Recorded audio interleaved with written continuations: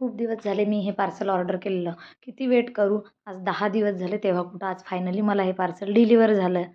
चला तर मग बघूयात काय आहे या पार्सलमध्ये. मी पार्सल ओपनच करत होते. त्याच्यामध्ये मधातच गार्गीची पण घाई चालू होती. ती पण मधामधात, "मम्मा मला पण ओपन करायचं असं तिच्या मूव्हमेंट दिसत होत्या. मी लगेच कात्री हातात खाली ठेवली. गार्गीला लगेच ती पण घ्यायची असते. त्यामुळे तिला खूप आवरावं लागतं. मला ती एक सिंपल पार्सल पण ओपन नव्हती करू देत. तर मी आता आज ऑर्डर केलेली आहे ही एक रॅक. कारण माझं किचनवरती एवढा मेस व्हायचा, सर्व सामान कुठे ठेवायचं मला कळत नव्हतं. म्हणून मी एक छोटंसं हे रॅक ऑर्डर केलं आहे.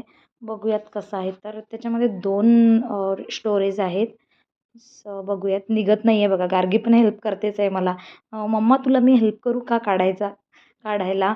असं तिचं चालू असतं नेहमी. काही ना काही असे नवीन उद्योग तिला करायचे असतात. त्यामुळे ती मधामधात चालूच असतं काही ना काही.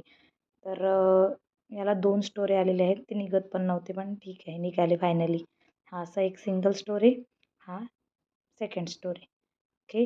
आणि हे 2 स्टँड आहेत. त्याच्यामध्ये ज्यामध्ये ते अटॅच करायचे आहेत बघा, मी अटॅच करून दाखवलं आहे. आणि त्याला जे आहेत 4 लेग आलेले आहेत, जेणेकरून ते मूव्हमेंट करायला आपल्याला इझी जाईल. परत गार्गी नको, नको सांगून सांगून थकली तिला, तरी पण मधात यायचीच. ते 4 पाय लावून बघितले मी, म्हणजे खालचे जे पाईप्स आहेत त्याचे ते खराब होणार नाही. त्याकरता बहुतेक त्यांनी ते आपल्याला दिलेले असावेत.